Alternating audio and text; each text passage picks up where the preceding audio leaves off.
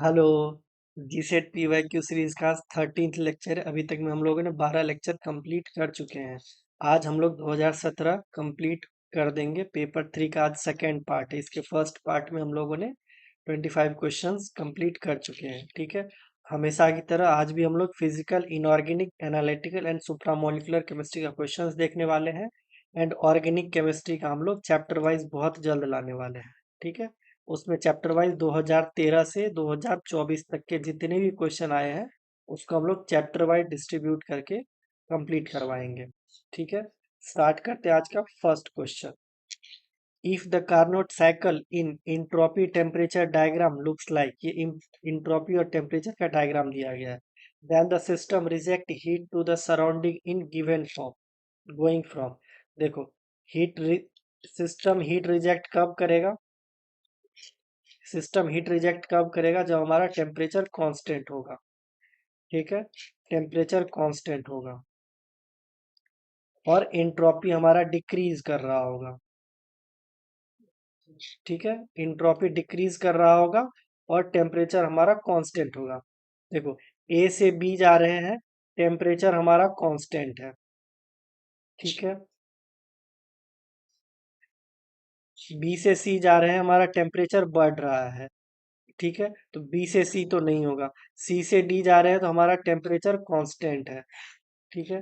Temperature constant है। फिर D से ए आ रहे हैं, हमारा टेम्परेचर घट रहा है, तो मतलब ये भी नहीं होगा। ए से बी जा रहे हैं तो टेम्परेचर हमारा कांस्टेंट है और इंट्रोपी, देखो इधर इंट्रोपी है, ये इंट्रोपी है, ये टेम्परेचर है। ए से बी जा रहे हैं तो हमारा इंट्रोपी बढ़ रहा है, लेकिन सिस्टम हीट को रिजेक्ट करने के लिए क्या क्या जरूरी है? टेम्परेचर कांस्टेंट होना चाहिए, इंट्रोपी डिक्रीज करना चाहिए। ए से बी जाने में इंट्रोपी डिक्रीज नहीं कर रहा है, इंट्रोपी इंक्रीज कर रहा है। ए से बी वाला भी नहीं होगा। सी से डी जा रहे हैं तो इंट्रोपी हमारा घट रहा है, इंट्रोपी हमारा डिक्रीज कर रहा है, तो इसलिए हमारा आंसर ऑप्शन जो सी से डी जहां पे होगा वो आंसर हो जाएगा, यानी ऑप्शन ए हमारा सही हो जाएगा। ठीक है। इसको अगर इस फॉर्म में ना पूछ के वर्ड फॉर्म में पूछे तो क्या लिखोगे? टेम्परेचर कांस्टेंट और सी से डी वाले को बोलोगे आइसोथर्मल कॉम्प्रेशन। ठीक है। और ए से बी वाले को आइसोथर्मल एक्सपेंशन। ठीक है। हमारा आंसर ऑप्शन ए सही हो जाएगा। Next, the term symbol not possible for Ni2+। देखो, निकेल का क्या होता है? 3D8 4s2। But Ni2+, nickel 2+, इसको हम लोग हटा देंगे, इसमें 2 इलेक्ट्रॉन है तो हटा के 2 पॉजिटिव आ गया। तो 3D8 का कौन सा टर्म सिंबल पॉसिबल नहीं है? ठीक है। पॉसिबल नहीं है, उसके लिए हमको पहले एस निकालना पड़ता है, पॉसिबल एस, फिर पॉसिबल एल, फिर एस से एस, एल से एल, वो सब करना पड़ता है। उतना लेंथी हम लोग नहीं जाएंगे। सबसे पहले अगर इस तरह का क्वेश्चन है, उसका ग्राउंड स्टेट टर्म सिंबल निकाल के बैठ जाओ। देखो, 3D8 का ग्राउंड स्टेट टर्म सिंबल कैसे निकलेगा? सबसे पहले देखो, S P D F G, 0 1 2 3 4, ये एल वैल्यू है। ओके। ये डी ऑर्बिटल, इसका एल वैल्यू क्या क्या होता है? +2 +1 0 -1 -2। 3D8 है, इसमें 8 इलेक्ट्रॉन फिल करो। 1 2 3 4 5 6 7 8। ठीक है। अनपेड इलेक्ट्रॉन कितना है? 2। ग्राउंड स्टेट टर्म सिंबल कैसे लिखते हैं हम लोग? 2s +1 l। ठीक है। 2s +1, या तो एस, एक एक अनपेड इलेक्ट्रॉन तो हाफ, तो 2 अनपेड इलेक्ट्रॉन तो हाफ प्लस हाफ, तो ये हो जाएगा 1। तो यहाँ पे एस का वैल्यू 1 रखोगे तो ऐसे करके देखो, पूरा देख ही लो, वरना क्या पता। एक एक अनपेड इलेक्ट्रॉन का हाफ है तो 2 अनपेड इलेक्ट्रॉन का 1 हो गया, तो ये S1 हो गया। तो 2s +1, 2 × 1 + 1, ये हमारा 3 हो गया। एक तो ये तरीका है लंबा सा। दूसरा क्या तरीका है? 2 अनपेड इलेक्ट्रॉन है तो 2s +1 = 3 लिख दो डायरेक्ट, तो यहाँ पे 3 आ गया। अब एल का एल वैल्यू देखो, देखो ये इससे कैंसिल आउट हो जाएगा, ये इससे कैंसिल आउट हो जाएगा, ये तो जीरो है तो जीरो को तो काउंट नहीं कर रहे, हमारा क्या हो जाएगा, यहाँ पे है और यहाँ पर अनपेड इलेक्ट्रॉन बच गया। +2 + 1 इक्वल्स टू +3, +3 में हमारा क्या दिया गया है, एफ। तो 3F हमारा ग्राउंड स्टेट टर्म सिंबल निकल गया। ठीक है, अब ये ग्राउंड स्टेट टर्म सिंबल निकल गया। 3F पॉसिबल है, पॉसिबल है। 1F कैसे पॉसिबल होगा जब 3F पॉसिबल है? अगर L वैल्यू F पॉसिबल है, स्पिन मल्टीप्लिसिटी 3 के साथ, तो 1 के साथ F कभी भी पॉसिबल नहीं हो सकता है, इसलिए हमारा आंसर यही हो जाएगा। ठीक है, या नहीं तो अगर चेक करना हो बारी बारी तो चेक कर सकते हो, वो भी कैसे करोगे वो देख लो। F के लिए हमारे पास क्या ऑप्शन है, इसमें एक इलेक्ट्रॉन होना चाहिए, इसमें एक इलेक्ट्रॉन बचना चाहिए, तो ही हमारा 2 + 1 हो पाएगा। इसके लिए क्या कर सकते हो, देखो यहाँ पे 2 इलेक्ट्रॉन ऐसे कर दो, उसके बाद 1 2 3 4 5 6, ये टोटल 8 हो गया। यहाँ से L वैल्यू हमारा 3 निकल के आ गया, 3 से हमारा F हो गया। अब यहाँ पे 2 अनपेयर्ड इलेक्ट्रॉन है, तो 2s + 1 = 3 ही होगा।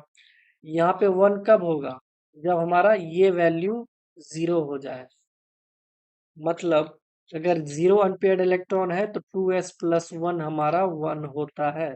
अगर अगर 1 है, 2s + 1 हमारा 2 होगा। अगर 2 अनपेयर्ड इलेक्ट्रॉन है तो 2s + 1 हमारा 3 होगा। ये चेक कर लो, कर लेना खुद से भी। ठीक है, 3F हमारा ग्राउंड स्टेट टर्म सिंबल है, तो 1F तो कभी पॉसिबल होगा ही नहीं। पूछ रहा है नॉट पॉसिबल, हमारा ऑप्शन डी सही हो जाएगा। बाद बाकी अगर आपको चेक करना हो तो 1G और 3P चेक कर सकते हो, पॉसिबल है। ठीक है, next, the degeneracy of 5D state in the hydrogen atom with spin function being considered explicitly would be। देखो हाइड्रोजन एटम के लिए क्या होता है, in hydrogen atom, in hydrogen atom the energy levels are only dependent on किस पे, principal quantum number, principal quantum number. तो degeneracy बराबर क्या हो जाएगा हमारे पास, डीजेनरेसी इक्वल्स टू 2n²। यहाँ पे प्रिंसिपल क्वांटम नंबर दिया गया है 5, n = 5, यहाँ पे 2 × 5 इसका स्क्वायर, मतलब 2 × 5 × 5, ये हो जाएगा 50। ऑप्शन सी हमारा सही हो जाएगा।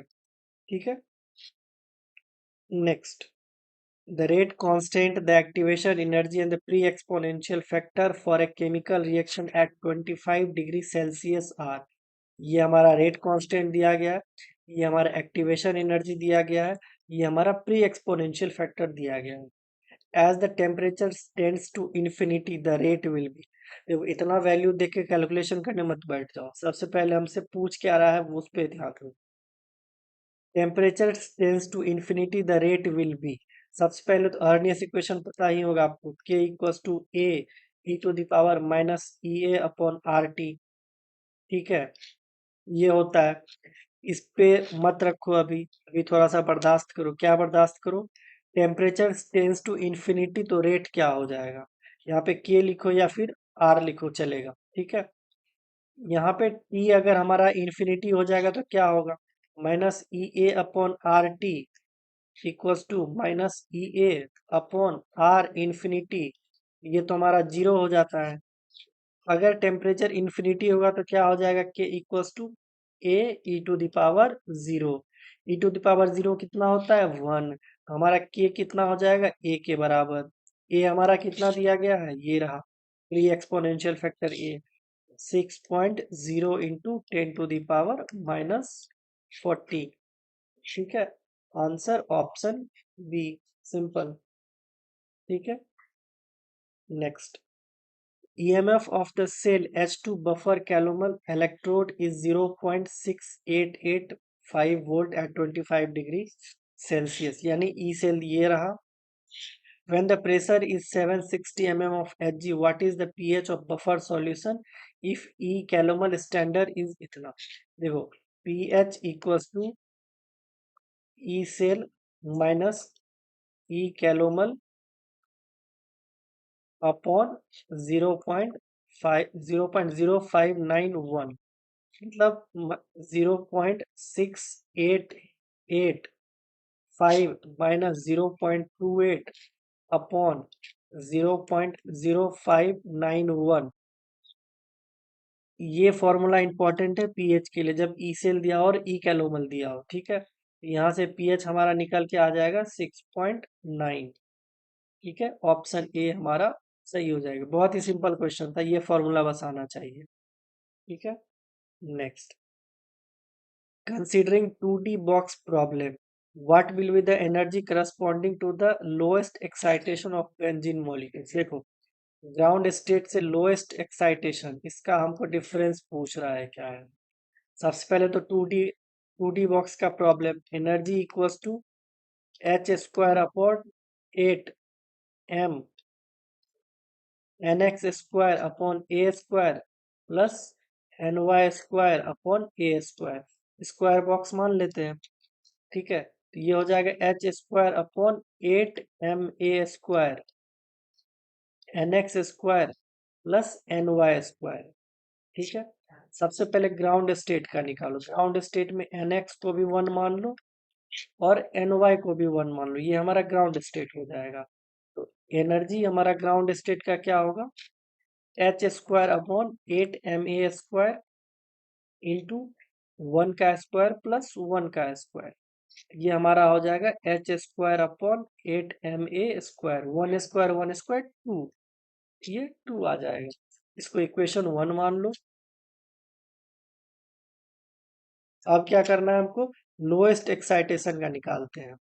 इसमें nx इक्वल्स टू 1 मान लो और ny इक्वल्स टू 2 मान लोगे तो ये हमारा लोएस्ट हो जाएगा। या फिर ny equals to nx equals to 2 और ny इक्वल्स टू 1, ये भी हमारा लोएस्ट होगा, बट दोनों बराबर ही होगा। ठीक है, इसका देख लो अब energy, H square upon 8ma square nx square यानी 1 का स्क्वायर प्लस ny स्क्वायर यानी 2 का स्क्वायर। तो ये हो जाएगा हमारा H square upon 8ma square, 1 का स्क्वायर 1 और 2 का स्क्वायर 4, तो यहाँ पे 5। ये इक्वेशन 2। अब इन दोनों को माइनस करोगे तो हमारा डिफरेंस आ जाएगा। देखो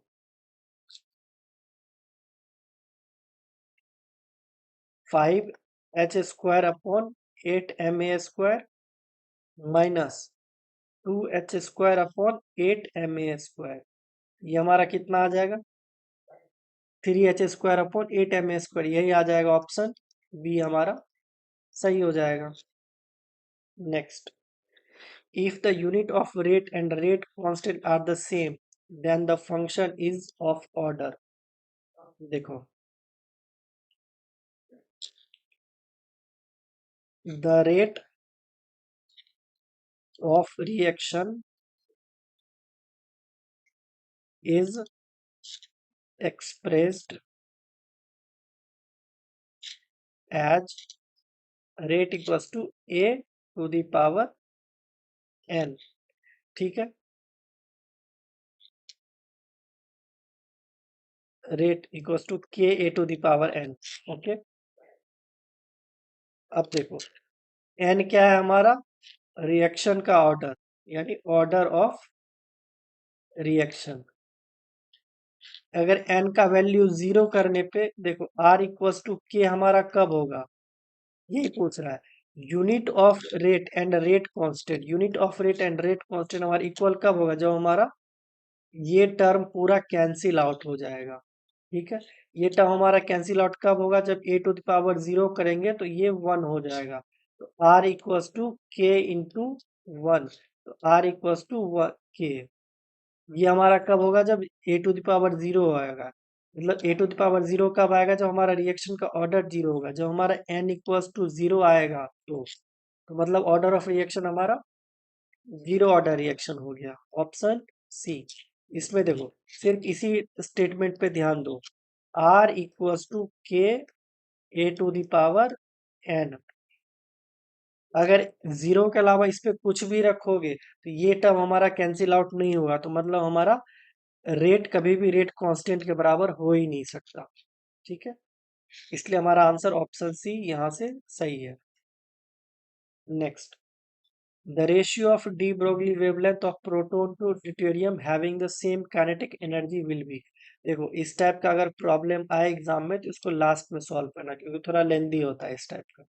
ठीक है, क्योंकि हमारे पास कितना रहता है, 100 क्वेश्चन रहता है और 120 मिनट्स रहता है, 2 घंटे में हमको 100 क्वेश्चन करना होता है।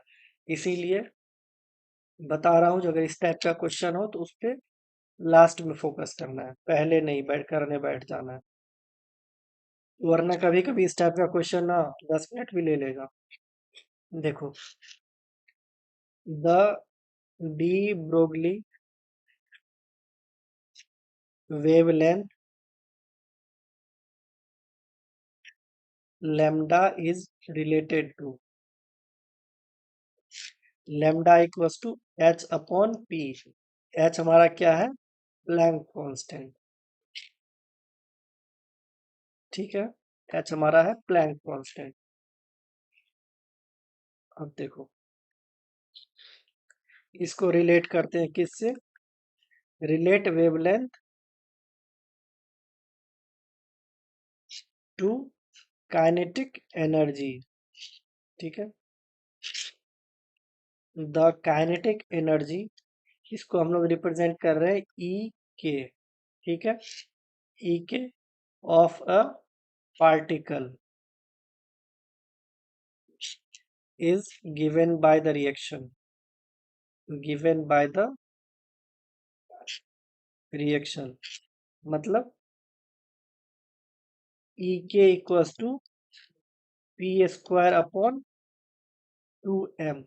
यहाँ से P निकालोगे तो कितना आ जाएगा, P इक्वल्स टू 2m ई के। पी स्क्वायर था तो P इक्वल्स टू इस पे रूट चढ़ा दोगे। अब हमको कहाँ से कहाँ निकालना है, प्रोटॉन से ड्यूटेरियम का, प्रोटॉन से ड्यूटेरियम का, lambda p upon lambda D. ठीक है, यहाँ पे हम पुट करेंगे इस पी को यहाँ पे। ठीक है, इसमें एक बार पी निकालेंगे, एक बार डी निकालेंगे।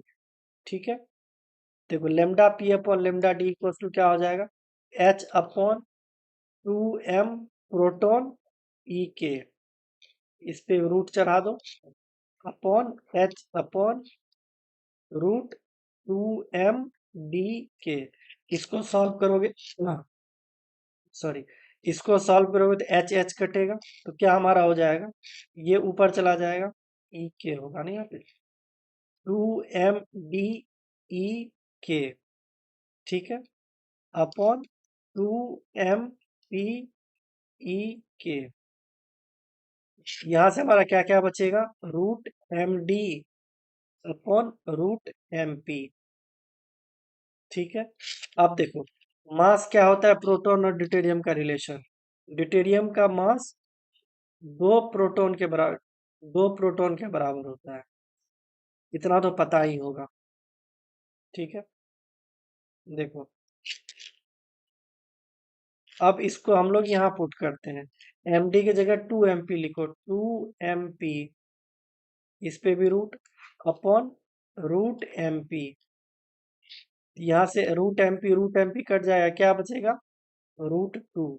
यही तो हमसे पूछ रहा है, रेशियो पूछ रहा है, de Broglie wavelength of proton to deuterium, proton to deuterium का रेशियो हमारा क्या हो जाएगा, रूट 2।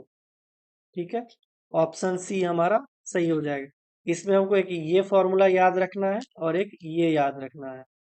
ठीक है, ये किसका है, डी ब्रोगली वेवलेंथ का है, और ये किसका है, जब हम ये रिलेट करते हैं, relate wavelength to kinetic energy को।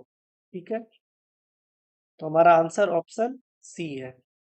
Next, the number of nodes for n equals to 2 and u equals to 2 states for the particle in 1D box and the quantum mechanics harmonic oscillators respectively। देखो, sorry, for particle in 1D box क्या होता है? The number of nodes equals to n-1। ठीक है, जहां n हमारा क्या है? प्रिंसिपल क्वांटम नंबर बता चुके हैं। ये हो जाएगा हमारा, यहाँ पे n इक्वल्स टू 2 दिया गया है तो number of nodes 2-1 equals to n-1, तो 2-1 इक्वल्स टू 1 हो गया। इसको काट दो, इसको काट दो। अब ये दोनों को चेक कर लेते हैं। ठीक है, अब देखो, in a quantum harmonic oscillator, the number of nodes is equal to the quantum number u।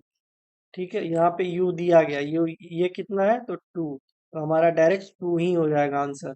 वो 1 एंड 2, एक और दो, हमारा ऑप्शन ए ही सही हो जाएगा। इस तीनों को हटा दो। ठीक है, next, the dissociation energy of CH4 and C2H6 are.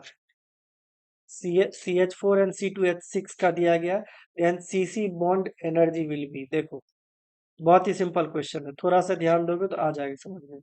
C4 का, CH4 का दिया गया है, इसका कितना दिया गया है? 360। C2H6 का कितना दिया गया है?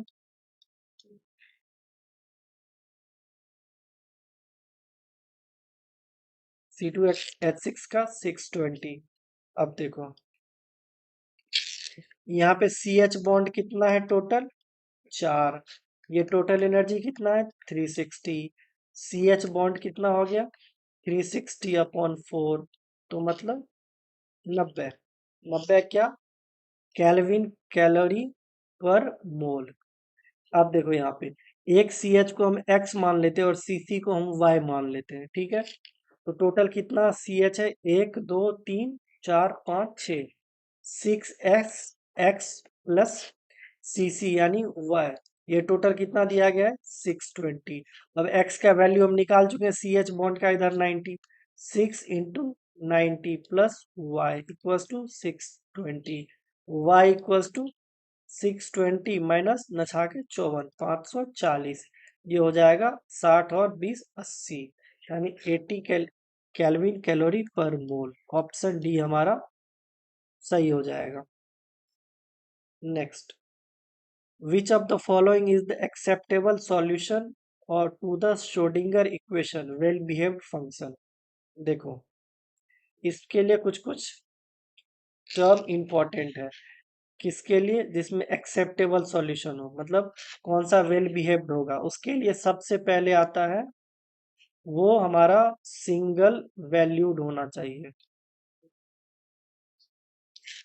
दूसरा, finite everywhere.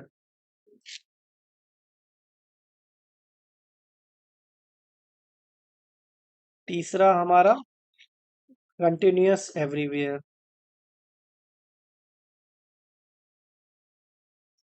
Continuous everywhere.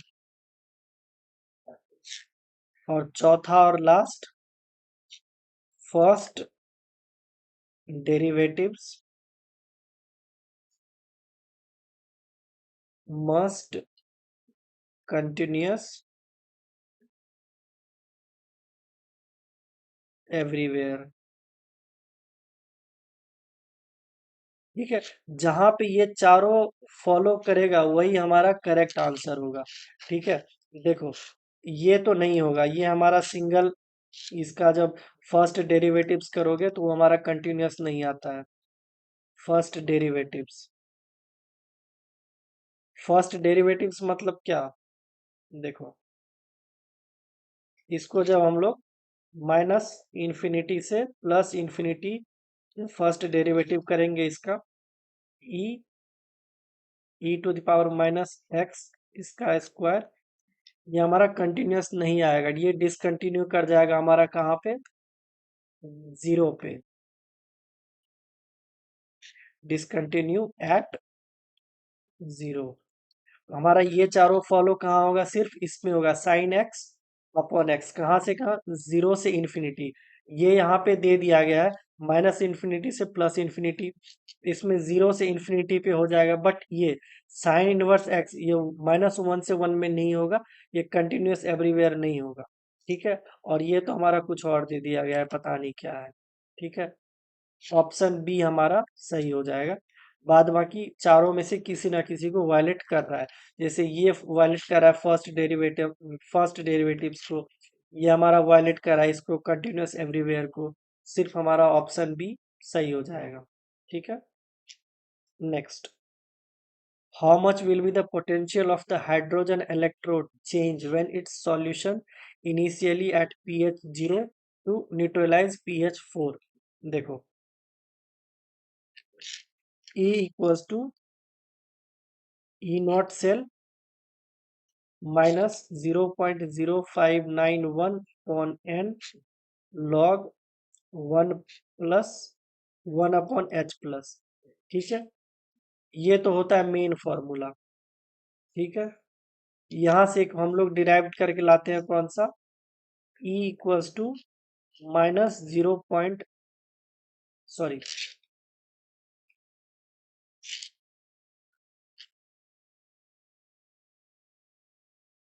-0.0591 into pH। ठीक है, अब देखो, इसमें एक बार बोल रहा है pH 0 से न्यूट्रलाइज कर रहे हैं तो pH 7 तक, मतलब E equals to -0.0591 into zero, तो ये तो जीरो हो गया। ठीक है, तो हमारा pH 0 कितना आ जाएगा, E zero.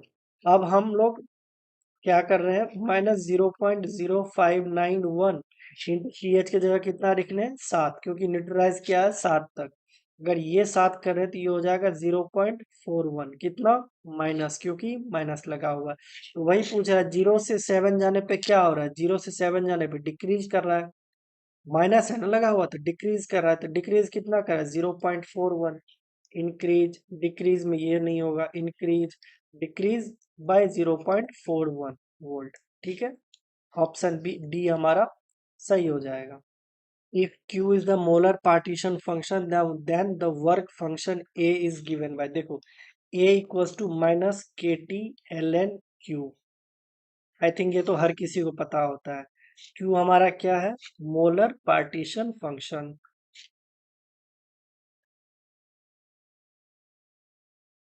Partition function. T तो हर किसी को पता है, टेम्परेचर की बात कर रहा है। ए क्या, के हमारा क्या है, बोल्ट्जमान कांस्टेंट, लिख ही लो, बोल्ट्जमान कांस्टेंट। ठीक है, वर्क फंक्शन ए, तो हमारा आंसर ऑप्शन सी सही हो जाएगा। ये जस्ट एक छोटा सा फॉर्मूला पूछा, और तो कुछ है ही नहीं इसमें। ठीक है, next, the catalyst used in Ziegler Natta method for polymerization of ethylene. देखो, ये जिग्नल नाटा कैटलिस्ट है, क्या है, TiCl4 प्लस AlEt3, TiCl4 tri alkyl aluminium, यानी ऑप्शन डी हमारा सही हो जाएगा। ये मैं पीडीएफ के साथ ये अटैच कर दूंगा, ये एक बार देख लेना, बहुत इंपॉर्टेंट है। ये एक्टिव कैटलिस्ट है। ठीक है, उसके बाद इसमें अल्कीन पॉलीमराइज हो रहा है। ठीक है, ये एक साइकिल बहुत इंपॉर्टेंट है, जितने भी ऑर्गेनोमेटेलिक्स के कैटलिस्ट वाला पार्ट में जितने भी साइकिल दिए गए हैं, वो सारा आपको पीवाईक्यू में कवर हो जाएगा, और जहां जहां ये क्वेश्चन होगा वहां वहां मैं ये साइकिल ऐड कर दूंगा, आप पीडीएफ में एक बार देख लेना। ठीक है, उसके बाद अगर डाउट हो इसमें तो एक बार पूछ लीजिए, डायरेक्ट मैं बुक से उठा के डाल रहा हूँ। ठीक है, इसमें कंफ्यूज होने की कोई जरूरत भी नहीं है। ऑप्शन डी हमारा सही हो जाएगा, ये जिग्नल नाटा कैटलिस्ट है, किसमें यूज होता है, पॉलीमराइजेशन ऑफ इथिलीन में। ओके, देखो, the translational partition function of A hydrogen molecule confined at 100 ml flask at 298 kelvin, molecular weight of H2, ये दिया गया हमारे पास, मॉलिक्यूलर वेट H2 जो छोटी सी चीज रहती है वो तो दे देते हैं, इतना तो सबको पता है, फिर भी दे देते हैं क्वेश्चन में। ठीक है, चलो देखते हैं। ट्रांसलेशन पार्टीशन फंक्शन यानी q trans equals to 2 pi m k b t upon h square to the power 3/2 और वॉल्यूम। ठीक है, ये फॉर्मूला बहुतों को याद नहीं होगा, मुझे भी पहली बार में नहीं याद हुआ, तो बहुत ज्यादा प्रैक्टिस के बाद ये फॉर्मूला थोड़ा सा याद आया। ठीक है, इसमें टी टेम्परेचर है, के वी बोल्ट्जमान कांस्टेंट है, एच प्लैंक कांस्टेंट है, वी हमारा वॉल्यूम है, एम हमारा मास है। ठीक है, देखो सबसे पहले तो इसको कन्वर्ट कर लो एक ही यूनिट में। किसको कन्वर्ट करना है? देखो वॉल्यूम हमारा किस में दिया गया, 100 ml। 100 ml, इसको डायरेक्ट लीटर में बना लो। लीटर में बनाओगे तो 100 लीटर नहीं, एम मीटर क्यूब में बनाना है आपको। 100 × 10⁻⁻6 मीटर क्यूब, ये हमारा हो जाएगा 1 × 10⁻⁻4। ठीक है, ये 10⁻2 इंटू 10⁻⁻6, तो 2 - 6 - 4 आ जाएगा। ये मीटर क्यूब हमारा हो गया। अब देखो मॉलिक्यूलर वेट दिया गया है ना, तो हमको एम निकालने के लिए क्या करना पड़ेगा, mass of single molecules, mass of single molecule का निकालना है ना। उसके लिए क्या करेंगे हम लोग, एवोगाड्रो नंबर से डिवाइड कर देते हैं। ठीक है, 2.016 इंटू 10⁻³ हो जाएगा अपॉन 6.022 इंटू 10⁻23। ये करोगे तो कितना आ जाएगा, 3.348 इंटू 10⁻27 - 27 kg। ठीक है, ये सब हम करके रखे इसलिए, वरना एक एक करने बैठे तो बहुत टाइम जाता है। इसलिए अगर इस टाइप का क्वेश्चन है तो उसको लास्ट में अटेम्प्ट करना है, बाद में नहीं। देखिए हमको अराउंड 50 to 60% ही तो मार्क्स लाने हैं, 100% थोड़ी लाना है। ठीक है, तो ये हम ऐसे करके हम लोग करते हैं। ठीक है, यहाँ से हमारा एम निकल आया, वॉल्यूम निकल आया, बोल्ट्जमान कांस्टेंट पता ही होगा। ठीक है, और प्लैंक कांस्टेंट वो भी पता ही होगा, डायरेक्ट हम लोग आगे ही बढ़ जाते हैं। यहाँ से q trans 2 pi into mass कितना निकल गया हमारा, 3.348 इंटू 10⁻⁻27 इक्वल्स टू, अब क्या है, बोल्ट्जमान कांस्टेंट यानी 1.3806 इंटू 10⁻⁻23। ठीक है, टेम्परेचर कितना दिया गया है, 298 kelvin, 298 kelvin divide by Planck constant मतलब 6.626 इंटू 10⁻⁻34 जूल। ये इसका क्या हो जाएगा, स्क्वायर, इसका क्या हो जाएगा, टू दी पावर 3/2। देख रहे हो कितना लंबा लंबा कैलकुलेशन है। वॉल्यूम हमारा कितना निकला है, यहाँ पे आएगा ना वॉल्यूम, ये रहा वॉल्यूम, 1 × 10⁻⁻4। इतना बड़ा बड़ा कैलकुलेशन देख के लोग क्वेश्चन छोड़ देते हैं।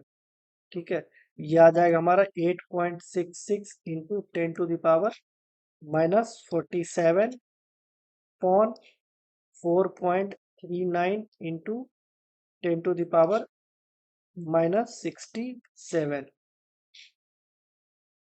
इंटू 1 इंटू वॉल्यूम कितना है हमारा, 10⁻⁻4। ठीक है, इसको सॉल्व करोगे तो आ जाएगा हमारा 2.8 इंटू 10⁻26। ठीक है, ये हमारा फाइनली ये सॉल्यूशन आएगा। लेकिन इसमें इंपॉर्टेंट क्या है, ये इंपॉर्टेंट है। दूसरा क्या है, हमको हर एक को एक ही यूनिट में कन्वर्ट करना है। वॉल्यूम को हमारा मीटर क्यूब में कन्वर्ट करना है, और मास को हमारा ये एवोगाड्रो नंबर से डिवाइड करके जो आएगा उसको केजी में कन्वर्ट करना है। ठीक है, यहाँ पे 10⁻³ क्यों किया, क्योंकि ये ग्राम में दिया गया तो उसको हम लोगों ने केजी में कन्वर्ट कर दिया। ठीक है, तो 2.8 इंटू 10⁻26, ऑप्शन सी हमारा सही हो जाएगा। यहाँ तक तो हर किसी में बराबर दिया गया, बस यूनिट का ध्यान रखना है। मतलब ये जो कैलकुलेशन है ना, इस पे हमको जाना ही नहीं था, हमको सिर्फ इस पे ध्यान रखना था, ये हमारा सही हो जाए, आंसर निकला। ऑप्शन सी हमारा सही है। देखो, the standard entropy of crystalline CO at 0 kelvin is nearly, according to, किसके अकॉर्डिंग? Third law. किसके third law? Third law of thermodynamic state. ठीक है। The entropy of perfect crystal at absolute zero kelvin should be zero. ये एक book का statement है sorry, ये एक बुक का स्टेटमेंट है और उसी स्टेटमेंट पे ये क्वेश्चन पूछा गया। Standard entropy of crystalline CO at 0 degree is nearly, क्या हो जाएगा हमारा? जीरो। Option C. ठीक है। Next, the plot of l n half versus ln a naught for a reaction yield straight line with its slope being -2, the order of the reaction will be। देखो, half life method में क्या होता है? Half life method, ई half हमारा होता है inversely proportional to a to the power n minus one. ठीक है। इतना तो सबको पता होगा। जब इतना पता है तो इससे ज्यादा कुछ है ही नहीं इसमें। ये हो जाएगा P half equals to k a to the power, ये देखो, n माइनस वन को ऊपर ले जाएंगे तो ये n minus one completely minus में चला जाएगा। ठीक है। और प्रोपोर्शनलिटी हटाएंगे तो के हमारा आ जाएगा। अब इसमें हम लोग नेचुरल लॉग ले लेते हैं। ठीक है। L n t half equal to, ठीक है, यहाँ पे आ जाएगा लॉग के प्लस, नहीं तो एल एन के नेचुरल लॉग लेने सब जगह वही लेते हैं। ठीक है। नहीं तो एल एन और लॉग में बहुत ज्यादा डिफरेंस हो जाता है। ठीक है। एल एन के प्लस, ये कंप्लीटली उठ के इधर आ जाएगा, मतलब -n-1 एल एन ए। ठीक है। या फिर इसको ऐसे लिखो, l n t half equals to l n k minus n-1 l n a. दोनों एक ही चीज है। अब हमको पता है ये स्ट्रेट लाइन का equation y equals to m x plus c. यहाँ पे ये m है, ये x है और ये c है, यही है। यहाँ पे प्लस रखोगे तो ये ज्यादा फिर अच्छा रहेगा समझने में। कैसे अच्छा रहेगा? ये y है, ये c है, ये m है, ये x है। ठीक है। और m हमारा कितना दिया गया? स्लोप, स्लोप हमारा दिया गया -2, मतलब ये जो ग्राफ बनेगा ये स्लोप हमारा -2 है। -2 है मतलब नीचे की ओर है, ऊपर की ओर तो नहीं है। ठीक है। वैसे हमको इस स्लोप से लेना देना नहीं है कुछ, हमको बस इक्वेशन पे पुट करना है। y equals to m x plus c, हमारा m दिया गया है, m कितना दिया गया है? स्लोप -2, -2 इक्वल्स टू m यहाँ पे कितना है?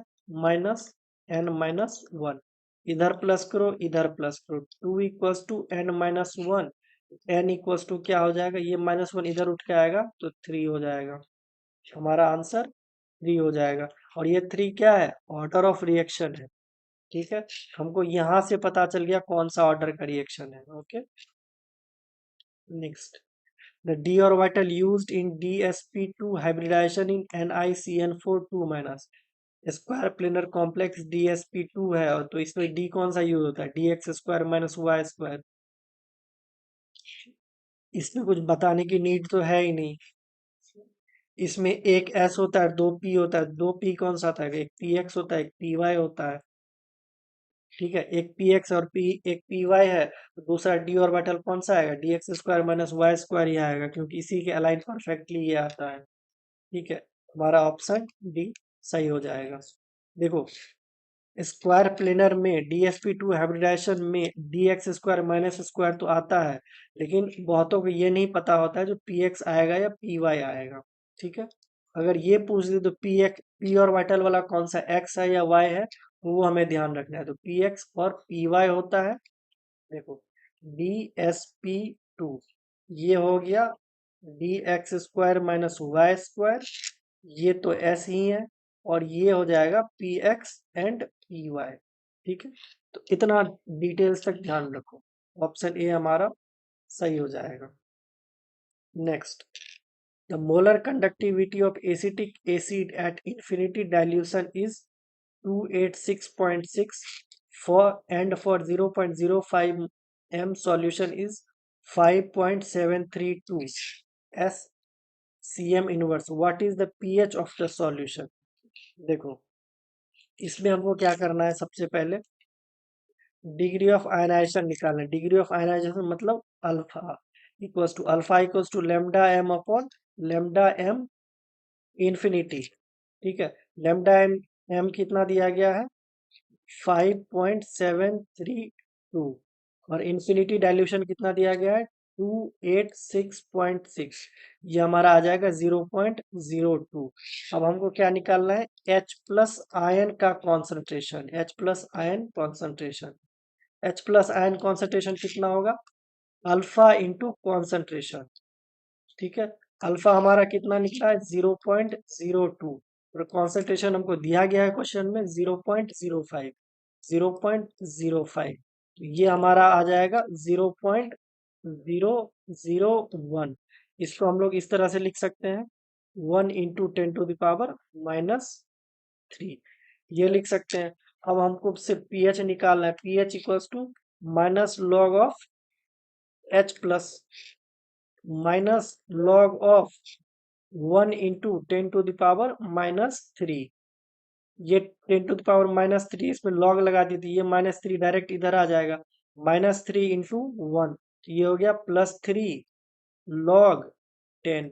log 10 का वैल्यू कितना होता है, 1, तो हमारा हो गया +3। ऑप्शन बी सही हो जाएगा। Next, if the frequency of vibration in H2 molecules is 4400 centimeter inverse, what would be the frequency of vibration in D2 molecules, assuming the force constant in these are the same? देखो, ये भी थोड़ा lengthy question है, but देखते हैं। The vibrational frequency of a diatomic molecules is inversely proportional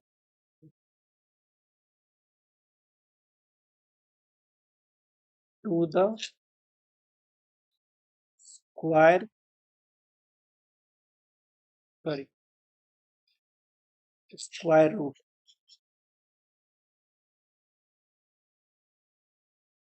to the square root of its reduced mass। कब होगा ऐसा, when the force constant same, यही कंडीशन दिया गया है क्वेश्चन में, जो कंडीशन हम लिखे हैं। तो म्यू इक्वल्स टू 1/√μ, इसको v बोलो इसको म्यू बोलो, बात बराबर है। ठीक है, कभी कभी इसको भी म्यू बोलते, कभी कभी इसको भी म्यू बोलते। v equals to 1/√μ। ठीक है, अब देखो फॉर H2 हमारा ये कितना दिया गया v, ये v ही है। For H2 v equals to 1400 centimetre inverse. ठीक है, फॉर D2 देखो, since the mass of deuterium, क्या होता है इसका mass, deuterium is approximately twice होता है, ट्वाइस दैट ऑफ हाइड्रोजन। मतलब म्यू डी इक्वल्स टू क्या हो जाएगा, 2μh, यही हो जाएगा, ये नोट कर लेना। इसको भी हम डिलीट कर रहे हैं। थोड़ा सा बैक करोगे वीडियो को तो नोट कर लेना, क्योंकि दूसरे पेज यहाँ पे खाली रखे नहीं थे हम, इसी को हमको म्यूट कर डिलीट करना होगा। ये सब इस 2017 में ऐसा 3-4 क्वेश्चन आ गया जो काफी लेंदी था। ठीक है, 2017 में हो सकता है कट ऑफ भी नीचे गया हो, तो बहुत ज्यादा लेंदी क्वेश्चन था। ठीक है, यहाँ तक देख लिए हो। इसके आगे अब इधर आ जाओ। It means the vibrational frequency of D2 is, इतना हो जाएगा VD equals to VH upon √2 आ जाएगा। ठीक है, क्योंकि यहाँ पे रूट लगा हुआ है, मतलब 4400 अपॉन √2 इक्वल्स टू 4400 अपॉन 1.414। इसको सॉल्व करोगे तो 3117.3। ठीक है, नहीं नहीं, ये थोड़ा गलत हो गया, ये नहीं था। एक second,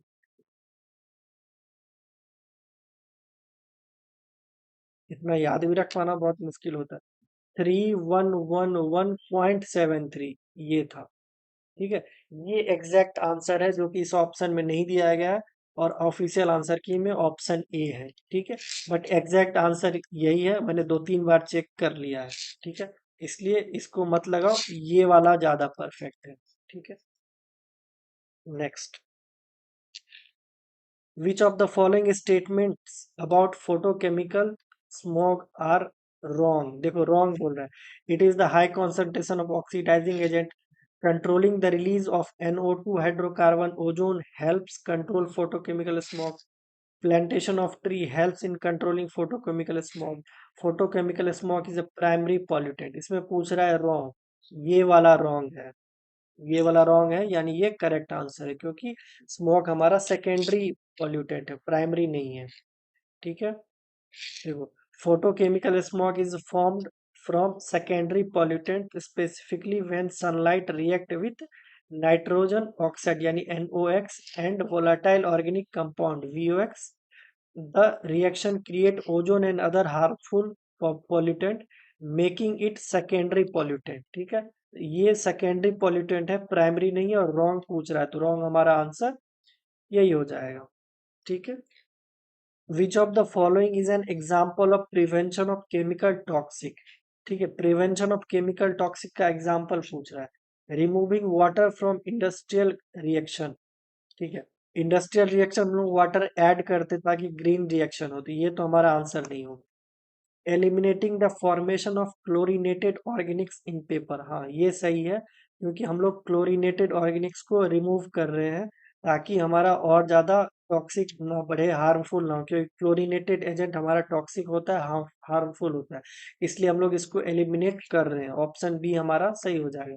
utilising ammonia instead of vinegar, vinegar तो खराब है ही, और अमोनिया भी खराब है, ऐसा नहीं कि नहीं है खराब, ये भी हमारा नहीं होगा। Monitoring bisphenol A in plastic bottles यानी BPA, ये भी हमारा आंसर नहीं है, ये कुछ और ही लिख दिया गया है। ठीक है, ऑप्शन बी हमारा सही होगा, क्योंकि हम लोग क्लोरीनेटेड एजेंट को रिमूव कर रहे हैं, एलिमिनेट कर रहे हैं। ठीक है, next. Calculate the standard deviation of the following data. देखो, इस डेटा का हमको क्या निकालना है, स्टैंडर्ड डेविएशन। इसके लिए सबसे पहले हमको मीन निकालना पड़ेगा। ठीक है, मीन कैसे निकालते हैं, सबको ऐड करो, टोटल कितना जितना था, जैसे 1 2 3 4 5 6, यहाँ पे 6 लिखो, ये हो जाएगा 48/6 = 8। अब हर एक का डेविएशन निकालो, कितना ज्यादा डेविएट किया है। ठीक है, देखो पहले 4 - 8, फिर 10 - 8, सब में मॉड लगाना है। 12 - 8, 2 - 8, 15 - 8, उसके बाद 5 - 8, ये कितना आ गया हमारा, और सब पे स्क्वायर भी लगाना है ना, एक ही बार में कर देते हैं, क्यों अलग अलग करना है। ठीक है, ये हो गया 4 का स्क्वायर यानी 16, ये हो गया 2 का स्क्वायर यानी 4, ये हो गया 4 का स्क्वायर यानी 16। ये हो गया 2 में से 8 गया यानी 6। 6 का स्क्वायर हो गया हमारे पास 36। ये 15 में से 8 गया 7, तो यानी 7 का स्क्वायर हमारा हो गया 49। अब 5 में से 8 गया 3, यानी 3 का स्क्वायर हो गया हमारे पास 9। अब देखो एस स्क्वायर इक्वल्स टू क्या आ जाएगा, 16 + 4 +16 +36 +49 +9। अब यहाँ पे क्वेश्चन आता है जो डिवाइड हम किससे करें, 6 से करें या 5 से करें। 5 से क्यों करेंगे, जब हमारा सैंपल डेटा दिया रहे, स्टैंडर्ड डेवी मतलब पॉपुलेटेड नहीं दिया रहे, सिर्फ सैंपल डेटा दिया रहे। ये हमारे पास सैंपल डेटा दिया है, अगर पॉपुलेटेड डेटा होता तो जितना है, जब सपोज 6 है तो डिवाइड हम 6 करेंगे, और अगर सैंपल डेटा दिया गया है तो 6 - 1 यानी n-1 करते हैं हम लोग। ठीक है, तो यहाँ पे सैंपल डेटा दिया गया है, तो यहाँ पे n-1 आएगा। n हमारा कितना है 6, 6 - 1 तो टोटल 5। ठीक है, इस सबको ऐड करो और डिवाइड बाय 5 कर दो। ठीक है, तो ये हमारा आ जाएगा s equals to 130 divide by 5। यहाँ स्क्वायर है तो इस पे रूट चढ़ा दो, तो ये हो जाएगा 26 रूट। रूट 26 हमारा 5.099, क्योंकि 25 रहता तो कंप्लीट 5 आता है, तो 25 से ज्यादा है तो थोड़ा सा ज्यादा 5.099। ऑप्शन ए हमारा सही हो जाएगा। इसमें क्या करना है, पहले मीन निकालना है, उसके बाद डेविएशन निकालना है, उसको स्क्वायर कर देना है डायरेक्ट यहीं पे। अगर पॉपुलेटेड डेटा दिया गया हो तो डायरेक्ट जितना है 6 है तो 6 से कर देंगे, अगर सैंपल डेटा दिया गया 6 - 1 करेंगे, यही ध्यान रखना है बस। Next, which of the following is not true, one of the 12 principle of green chemistry. देखो हर साल ये क्वेश्चन आता है ग्रीन केमिस्ट्री का, और हर साल की तरह इस बार भी हम लोगों ने ये ऐड कर ही दिया है। ये 12 प्रिंसिपल है, ये आप लोग देख लेना खुद से। ये 3-4 बार मैं करवा चुका हूं, तो इस बार मैं नहीं करवा रहा हूं। ठीक है, अब डायरेक्ट देख लेते हैं। Minimise the use of solvent achieving maximum atom economy. देखो minimise the use of solvent ये भी सही है, अचीविंग मैक्सिमम एटम इकोनॉमी ये भी सही है, avoiding toxic reagent during synthesis ये भी सही है, ग्रीन केमिस्ट्री को तीनों फॉलो करा है। Using high temperature to speed up reaction, नहीं ऐसा नहीं है। हाई टेम्परेचर देंगे तो हमारा इन्वायरमेंट को नुकसान पहुंचाएगा ही। ठीक है, पूछ रहा है नॉट वन, तो हमारा ऑप्शन डी ही सही हो जाएगा। बाद बाकी ये तीनों 12 प्रिंसिपल को फॉलो कर रहा है। ये 12 प्रिंसिपल है, आप लोग पढ़ लेना, और कोई डाउट हो तो कमेंट कर देना, फिर मैं बता दूंगा। Next, the chemical bonding of carbon nanotubes is. देखो carbon nanotubes consist of carbon atom arranged in a hexagonal lattice similar to graphene sheets rolled into cylinder. Each carbon atom in carbon nanotubes is bonded to 3 other carbon atoms with sp2 hybridization. ठीक है, forming a strong covalent sigma bond and a delocalised pi system. इसमें तो sp2 हमारा answer हो गया, but ये भी data important है। This bonding is similar to that found in graphite. The sp2 bonding network gives carbon nanotubes their unique combination of strength, flexibility and electrical properties। ये एक बार आप लोग याद कर लेना, क्योंकि इस पे बेस्ड नेक्स्ट ईयर भी क्वेश्चन है, नेक्स्ट ईयर के क्वेश्चंस में है ऐसा सेम। ठीक है, ऑप्शन बी हमारा सही हो जाएगा। Which of the following pairs are correctly matched.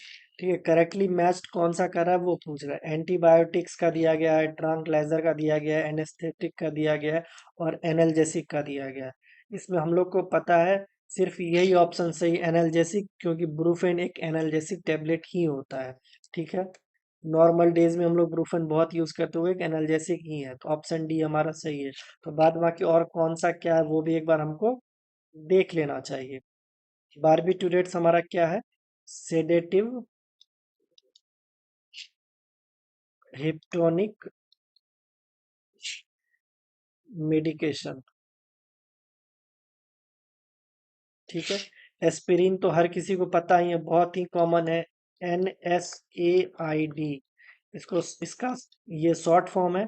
इसको हम लोग क्या बोलते हैं? Non steroids, non एस्टेरॉइडल,